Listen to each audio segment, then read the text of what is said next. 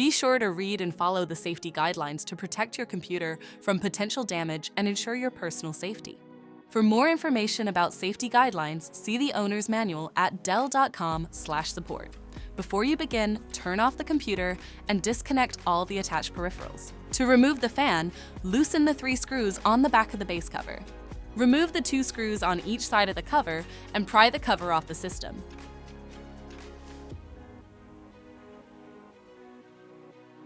Identify the fan and disconnect the cables. Remove the 2 screws and lift the fan out of the system. To reinstall the fan, place it back in the system and install the 2 screws. Reconnect the cables.